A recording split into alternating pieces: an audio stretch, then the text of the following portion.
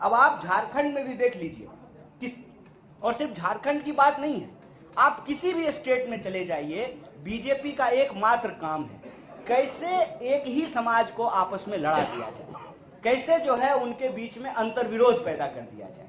और झारखंड के लोग जब आपस में लड़ने लगेंगे तो झारखंड का खान खदान, फैक्ट्री, खेत, एयरपोर्ट, रेलवे सब अपने दोस्त को बेच दिया जाए। ये मॉडल हम लोगों को समझना पड़ेगा और इस मॉडल के चलते लगातार अन्याय हो रहे हैं। अगर आप किसान की बात करेंगे, किसान आत्महत्या कर रहे हैं, एक साल में 12,000 से ज्यादा किसान आत्महत्या कर रहे हैं, नौजवान आत्महत्या कर रहे हैं, आए दिन महिलाओं के ऊपर अत्याचार हो रहा है, श्रमिकों के साथ अत्याचार हो रहा है।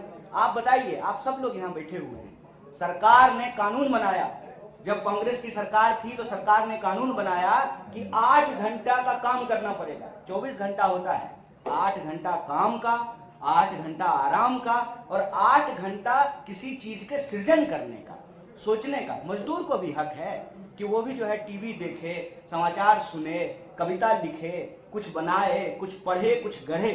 ये जो 8-8 घंटे का नियम बनाया था, कहीं ये नियम अब लागू हो रहा है? आप सब लोग मीडिया सेक्टर में ही हैं, बता दीजिए 8 घंटा काम करते हैं कि 8 घंटा से ज्यादा काम करते हैं? लेकिन आपको मजबूरी में काम क्यों करना पड़ता है? क्योंकि कानून को कमजोर किया जा रहा है। कानून को किस लिए कमजोर किया जा रहा है? मालिकों के पक्ष में।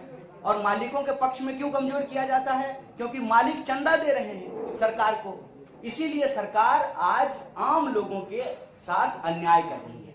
इसीलिए भारत जोड़ो न्याय यात्रा भारत जोड़ो यात्रा का ही एक्सटेंशन है। भारत जोड़ो यात्रा में राहुल जी बार बार बोले कि हम नफरत के बाजार में मोहब्बत की दुकान खोलने चले, और जब वो लोगों से मिले तो ऐसा महसूस हुआ कि हर वर्ग के साथ अन्याय हो रहा है, हर वर्ग के साथ, चाहे वो युवा हो, किसान हो, मजदूर हो, महिला हो, सबके साथ अन्याय हो रहा है। और इस अन्याय के खिलाफ न्याय की स्थापना बहुत जरूरी है, और इस न्याय के लिए ही भारत जोड़ो न्याय यात्रा चली है। और इसमें हम आपके सामने कह रहे हैं कि हम जिस भी राज्य में जा रहे हैं, उस राज्य के लोगों के जो मुद्दे हैं, उन मुद्दों को हम उठा रहे हैं। आपने देखा होगा कि झारखंड में भी पेशा कानून की बात की गई, सरना कोड बिल की बात की गई, और यहाँ के पब्लिक सेक्टर को जिस तरीके से बेचा जा रहा है उसको बचाने की बात की गई। यहाँ के किसानों की, आदिवासियों की, मजदूरों की, गरीबों की, और यहाँ के जो नौजवान हैं, महिलाएं हैं, उनके जो सवाल हैं उसको हम लोग भारत जोड़ो न्याय यात्रा के माध्यम से उठा रहे हैं। और हमारा यह मानना है